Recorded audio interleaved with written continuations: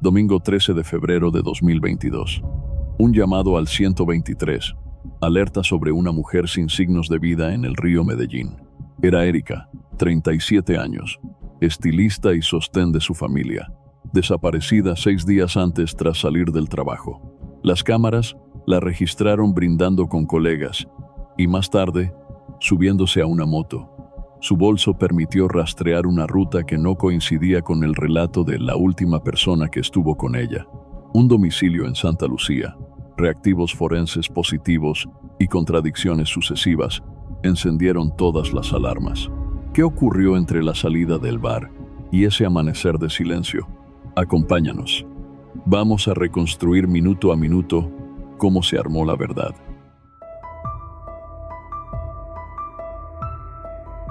Erika Shirley Pérez Pérez era estilista en un salón especializado en alisado de cabello, profesión que eligió tras completar el bachillerato.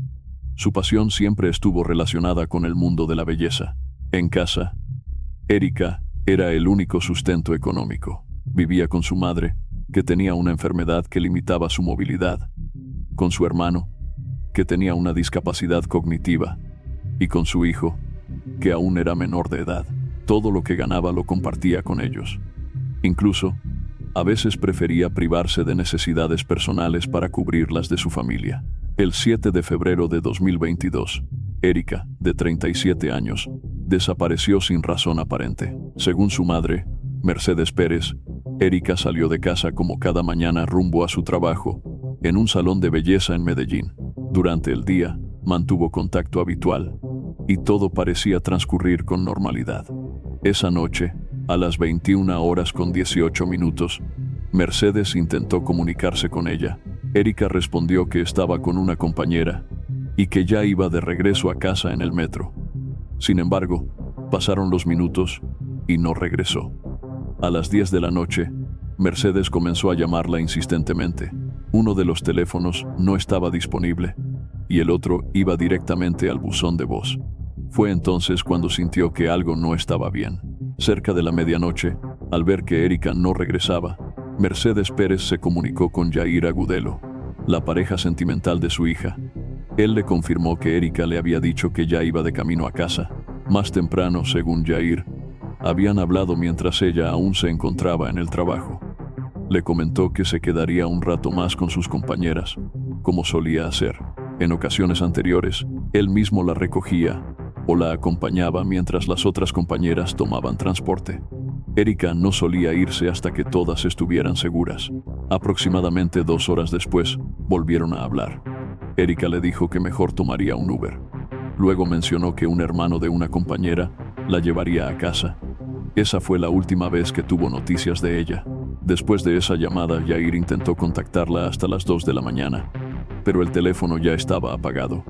No era común que Erika desapareciera sin avisar. Siempre informaba dónde estaba, con quién, o pedía que la recogieran. A primera hora del martes, Mercedes fue a la fiscalía para reportar la desaparición.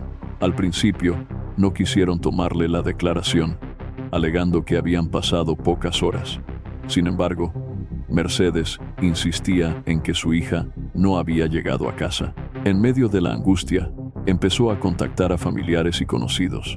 Daniela González, prima de Erika, también se preocupó al recibir la llamada de Mercedes, preguntando si Erika había pasado la noche con ella. Respondió que no, y le pareció extraño que no hubiese llegado a casa. Intentó llamarla y escribirle por WhatsApp, pero notó que la foto de perfil había desaparecido. Además, muchos amigos confirmaron que también habían sido bloqueados. La familia comenzó a temer lo peor. Pensaban que alguien podría haberla raptado, posiblemente abusado, robado o incluso drogado. La familia de Erika manejaba varias hipótesis y buscaba respuestas urgentes. Una de las primeras suposiciones fue que quizá se había quedado en casa de alguna compañera. Sin embargo, al contactarlas, todas confirmaron que Erika había permanecido en el trabajo con una mujer llamada Marisol.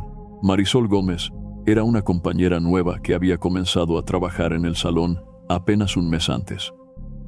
Tenía 35 años y, según la información recabada, fue quien estuvo con Erika el día de su desaparición. También estaba presente su hermano, Juan Esteban Álvarez, de 28 años. De acuerdo con el relato, Erika terminó quedándose con él. La familia pudo verificar parte de esta información mediante una cámara de seguridad. En las imágenes se ve a Erika saliendo del salón alrededor de las 7:30 de la noche, junto a Marisol y Juan Esteban, y dirigiéndose a un bar cercano. Otra cámara mostró a Erika saliendo de ese establecimiento a las 11:35 p.m. en compañía de Juan Esteban. Para Yolima, no había señales inmediatas de sospecha. Marisol se mostró colaborativa y dispuesta a hablar. Con esta información, la familia inició una búsqueda activa desde el mismo martes. Se organizaron a través de redes sociales y comenzaron a recorrer zonas cercanas. Participaron entre 60 y 70 personas, recorriendo hospitales en caso de que Erika hubiera sufrido un accidente o estuviera bajo efectos de alguna sustancia. Buscaban en panaderías y restaurantes, pensando que Erika, si estaba perdida o vulnerable, podría haber intentado conseguir comida o refugio. Fue una búsqueda intensa y desgastante, pero sin resultados. Ante la falta de pistas, comenzaron también a distribuir volantes con su foto. Mientras continuaba la búsqueda, Daniela, prima de Erika, informó a las autoridades. Ya habían pasado muchas horas desde la desaparición. Alrededor de las 3 o 4 de la tarde del martes 8 de febrero de 2022, fue trasladada por el Gaula Militar al búnker de la Fiscalía en Medellín, donde logró hablar con un investigador e instaurar la denuncia formal por desaparición.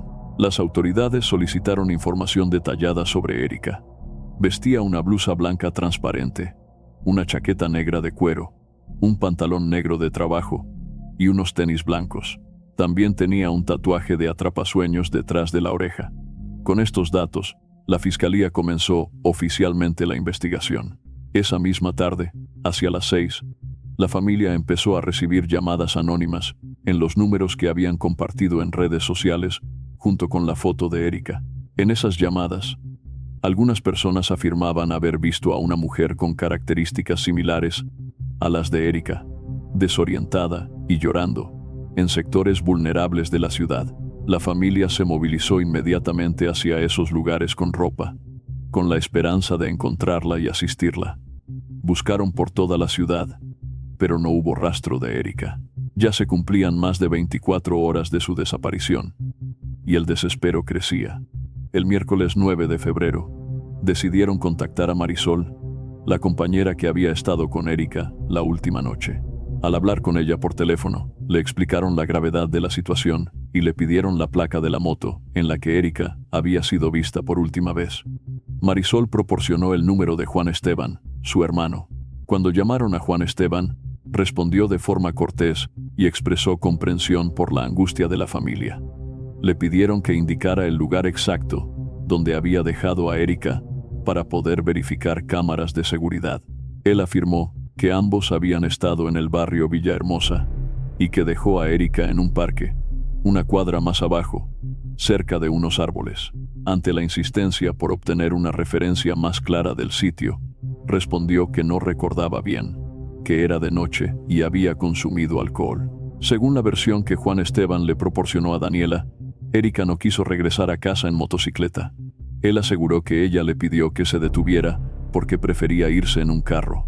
Ambos esperaron juntos, y cuando llegó una amiga de Juan Esteban, él se marchó con ella, dejando a Erika sola en el lugar. Afirmó no saber qué ocurrió después, pero reconoció que dejarla allí, de noche, en una zona solitaria rodeada de árboles, pudo haberla dejado en una situación de vulnerabilidad. La familia continuó la búsqueda incansablemente. Esa misma noche llegaron al parque señalado por Juan Esteban, ubicado cerca de la estación del Metro Hospital, próxima al lugar de trabajo de Erika. Revisaron cámaras de seguridad, pero no encontraron ninguna imagen que aportara claridad al caso.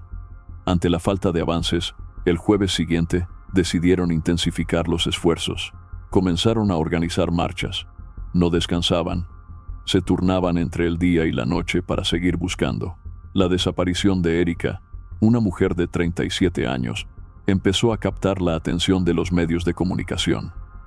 La historia fue difundida ampliamente, pero aún no había ninguna pista sólida. La mañana del domingo 13 de febrero de 2022, Medellín fue sacudida por un hallazgo macabro. A las 9, un llamado al 123 alertó sobre la presencia de un cuerpo sin vida en el río Medellín, en el municipio de Barbosa, vereda Laticho. La SIJIN asumió el caso de inmediato. El capitán Julián Andrés Maldonado Rodríguez, jefe de la línea investigativa, confirmó que el reporte movilizó al equipo de criminalística. Debido a que el cuerpo se encontraba dentro del río, fue necesario solicitar apoyo de los bomberos para llevar a cabo la extracción. Al lugar, acudieron uniformados de la SIJIN y unidades del grupo de bomberos de Barbosa. Jenny Jaramillo, líder del grupo, explicó que la zona era de difícil acceso, lo que obligó a realizar maniobras de rescate con cuerdas. El cuerpo fue asegurado y trasladado a un punto seguro para ser entregado al cuerpo técnico de investigación. El cuerpo fue encontrado en condiciones que evidenciaban el paso del tiempo desde su fallecimiento. Se encontraba cerca de la orilla del río. A pesar del estado en que fue hallado, los investigadores realizaron la documentación correspondiente y registraron cuidadosamente cualquier rasgo que pudiera ayudar a su identificación. El intendente Dan Yamir Ibarra, fotógrafo forense de la SIJIN de Medellín, informó que no fue posible establecer en ese momento si había heridas causadas por armas cortopunzantes debido al deterioro del cuerpo. No se encontraron pertenencias personales junto al cuerpo. Sin embargo, los investigadores lograron identificar algunos tatuajes, entre ellos uno muy característico, una pluma ubicada en el costado izquierdo, debajo de la oreja. Como es protocolo en casos de cuerpos hallados en ríos, las autoridades consultaron con la unidad de desaparecidos para establecer si coincidía con alguna denuncia previa. El cuerpo fue trasladado a medicina legal para realizar la inspección técnica de cadáver y determinar causa, modo y mecanismo de muerte. Además de su identificación formal, paralelamente, se notificó a los familiares de Erika, cuya desaparición había sido reportada una semana antes. Algunos de ellos se dirigieron de inmediato a medicina legal. Al llegar, fueron recibidos con cautela. Fue gracias al cabello de la víctima que pudieron encontrarla. El tatuaje detrás de la oreja fue la primera señal que permitió confirmar su identidad, aunque esa información no fue compartida de inmediato con todos los familiares. La posibilidad de establecer si Erika fue abusada sexualmente antes de morir quedó sin respuesta. El tiempo prolongado que pasó el cuerpo en el agua impidió recuperar evidencia forense útil. La noticia de su muerte fue devastadora para su madre, quien recibió la llamada mientras se dirigía en bus hacia el parque de Villahermosa. El informe médico indicó que Erika había muerto por asfixia y presentaba múltiples golpes. Con la identificación del cuerpo, el caso pasó a manos de la SIJIN como un homicidio. La desaparición ya no era una hipótesis, se trataba de un crimen. La investigación comenzó por establecer el marco temporal de la muerte y el último momento en que Erika estuvo con vida. El primer elemento clave fue un video captado por una cámara de seguridad en el lugar donde trabajaba. En las imágenes se ve a Erika al salir del salón, cerrando el establecimiento y dirigiéndose en compañía de una mujer, presuntamente su compañera Marisol, y un hombre, identificado como Juan Esteban, hermano de Marisol. La investigación continuó con una nueva entrevista a Marisol Gómez, compañera de trabajo de Erika, esta vez realizada por agentes de la SIJIN de Medellín. Marisol relató que, al finalizar la jornada laboral, llegó su hermano Juan Esteban. Ya estaban cerrando el local cuando él las invitó a tomar algo en un bar cercano. Compartieron algunas cervezas y pusieron música. Según Marisol, Erika se mostraba muy contenta esa noche. Marisol afirmó que, alrededor de las 9 de la noche, comenzó a sentirse mal. Le pidió dinero a su hermano para pagar el transporte y se retiró del lugar. Desde ese momento, dijo no tener conocimiento de lo que ocurrió con Erika. Los investigadores consideraron que Marisol parecía genuinamente preocupada y colaborativa. Por eso, decidieron buscar otras fuentes de información. Contactaron al administrador del bar donde estuvieron esa noche. Él confirmó que las 3 personas llegaron al lugar después de las 9:30 p.m. y permanecieron allí hasta alrededor de las 11:30 p.m. Fue entonces cuando una de las mujeres, Marisol, se retiró y Erika quedó sola con Juan Esteban.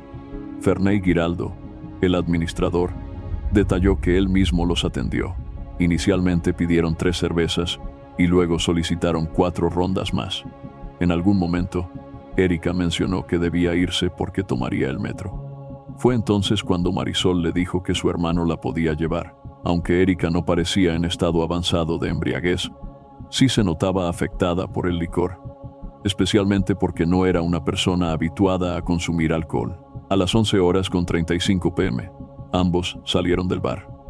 Cruzaron la calle hacia un punto donde había una imagen religiosa, lugar donde Juan Esteban tenía su motocicleta estacionada. El administrador los vio claramente mientras él le colocaba el casco a Erika. Desde su perspectiva, todo parecía indicar que ella se iba voluntariamente con él. No notó ninguna actitud sospechosa.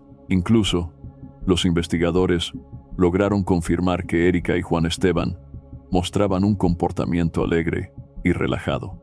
Después de que Marisol se fue, ambos continuaron conversando y bailando. Nada en su conducta esa noche sugería tensión o peligro. Ante la falta de respuestas, los investigadores decidieron ampliar el análisis de cámaras de seguridad del sector. Era posible que alguna imagen aportara una pista clave. Se revisaron grabaciones tanto públicas como privadas.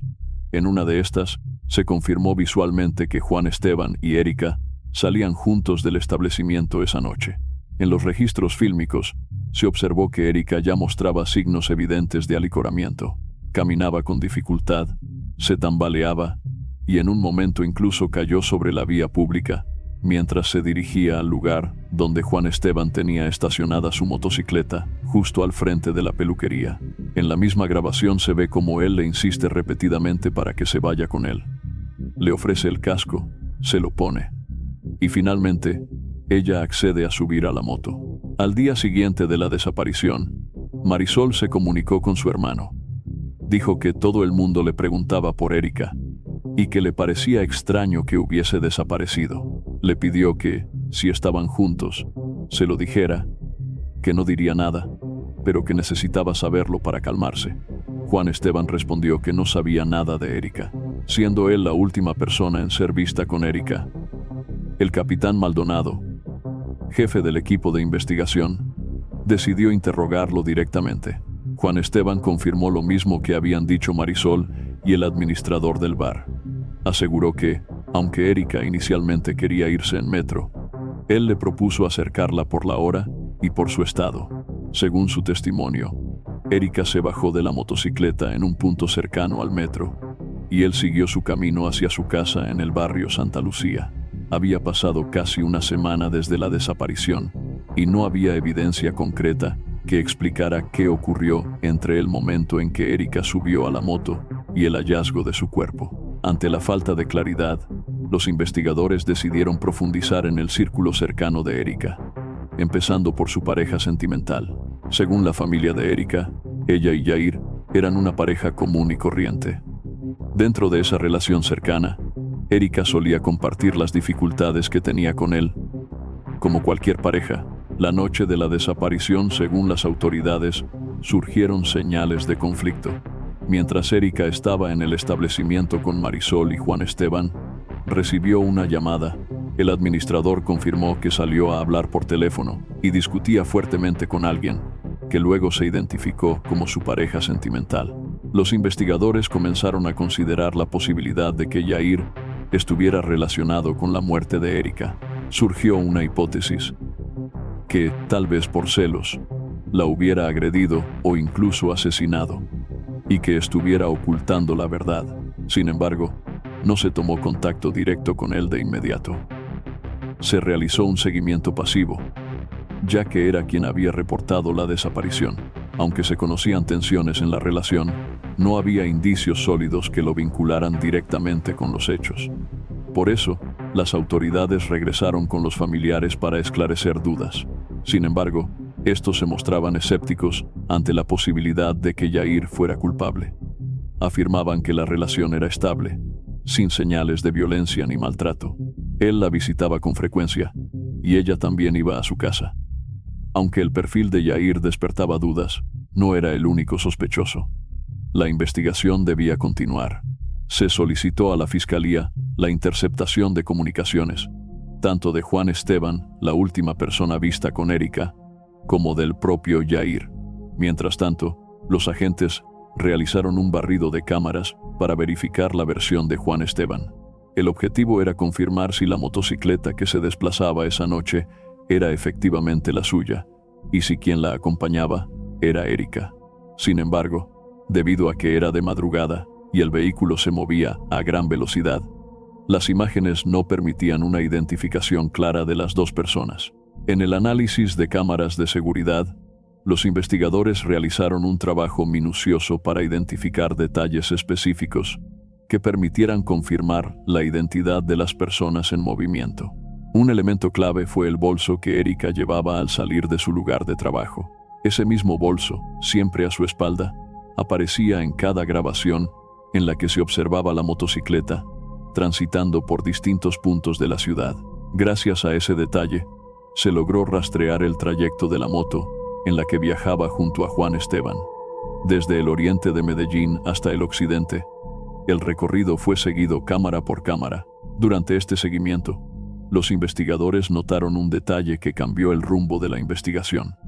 Juan Esteban no se detuvo en el punto donde había afirmado haber dejado a Erika. Por el contrario, las cámaras lo captaron avanzando por la avenida regional hacia el sur, luego por la avenida Colombia, hasta llegar al sector de la calle 80 con carrera 50, en el barrio Santa Lucía, donde él vivía.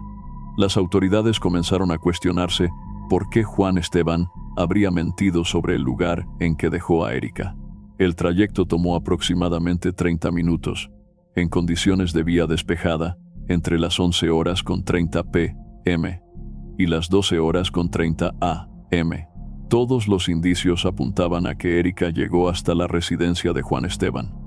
Las razones de ese desplazamiento seguían sin esclarecerse, pero en el contexto de haber estado compartiendo bebidas alcohólicas, el hecho de llevarla a su casa podía insinuar otras intenciones más allá de una simple cortesía.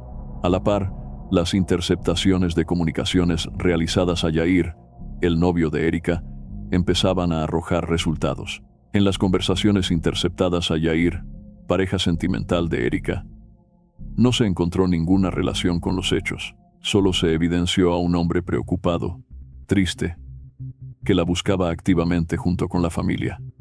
Esto llevó a las autoridades a descartar su posible implicación en el crimen. Con Yair fuera de sospecha, la atención se centró por completo en Juan Esteban, quien hasta ese momento era el único sospechoso. La policía judicial solicitó una diligencia de allanamiento y registro en su vivienda. Durante el procedimiento, los peritos aplicaron reactivos especiales para detectar fluidos, específicamente sangre. El reactivo Blue Star dio resultado positivo en varias zonas de la casa. Todas las muestras fueron documentadas fotográficamente y entregadas a medicina legal. Las autoridades ordenaron cotejar estas muestras con las del cuerpo de Erika. El análisis forense confirmó que la sangre encontrada en la vivienda pertenecía a Erika. Con esta evidencia, los investigadores contaban con motivos razonables y fundados para establecer que Juan Esteban era el responsable de su muerte. Con la evidencia material ya recolectada, a las autoridades solo les faltaba establecer el motivo detrás de la muerte de Erika. Sin embargo, mientras intentaban esclarecer ese punto, una nueva interceptación telefónica aportó una prueba aún más contundente. En una conversación grabada entre Juan Esteban y su hermana, se le escuchaba asumir cierto grado de responsabilidad en los hechos relacionados con la desaparición de Erika, aunque algunos familiares afirmaron no haber escuchado el audio directamente. Los investigadores sí tuvieron acceso a la grabación, donde Juan Esteban reconocía lo ocurrido. El 1 de marzo de 2022, el Juzgado Primero Promiscuo Municipal, con función de control de garantías de Barbosa, Antioquia, emitió una orden de captura contra Juan Esteban Álvarez Gómez, de 28 años. La detención se llevó a cabo 2 días después, justo afuera de su residencia, una vez se confirmó científicamente que la sangre hallada en su vivienda correspondía a Erika. En el momento de su arresto, Juan Esteban no ofreció resistencia. Se mostró colaborador y permitió que el procedimiento se realizara sin incidentes. Juan Esteban Álvarez Gómez fue presentado ante un juez de control de garantías. A pesar de las pruebas contundentes en su contra, no aceptó los cargos. El juez le impuso medida de aseguramiento intramural mientras avanzaba el proceso judicial. Durante la investigación, la fiscalía lo citó a interrogatorio, donde la versión de los hechos dio un giro inesperado. Juan Esteban admitió que había llevado a Erika a su casa con la intención, según él, de pedirle un taxi para que regresara a su residencia. En ese momento, según su versión, Erika le habría expresado que atravesaba una situación emocional muy difícil y que ya no quería continuar así. Según su testimonio, los hechos ocurrieron entre las 12:30 y la 1 de la madrugada. Afirmó que al día siguiente salió a trabajar y, al regresar, no sabía cómo proceder. Tomó la decisión de trasladar los restos desde su vivienda hasta un punto de la ciudad. Allí, los dejó en las cercanías del río Medellín. Tras esta confesión, el 31 de mayo de 2022, Juan Esteban accedió a un preacuerdo con la fiscalía. Aceptó los cargos por feminicidio agravado, según lo acordado con su defensa técnica y el ente acusador. La investigación concluyó que Juan Esteban intentó forzar una situación no consentida con Erika, y ante su negativa, reaccionó de forma violenta. Bajo los efectos del alcohol, la agredió físicamente y finalmente le quitó la vida. El 23 de julio de 2024, la jueza cuarta penal del circuito de Medellín, Mónica Alquintero, dictó sentencia. Juan Esteban fue condenado por feminicidio agravado y recibió una pena de 376 meses de prisión, equivalentes a 31 años y 4 meses, los cuales deberá cumplir en un establecimiento carcelario asignado por el Instituto Nacional Penitenciario. Para su hermana, la condena fue una carga más. Sentía que debía enfrentar el juicio social por lo que él había hecho, aunque no tuviera responsabilidad alguna. ¿Crees que los signos de alerta en una relación siempre son evidentes? ¿Qué le dirías a Erika si pudieras hablarle hoy? ¿Qué piensas que se debería hacer para prevenir más casos como este? Deja tu opinión en los comentarios. Y no olvides suscribirte al canal.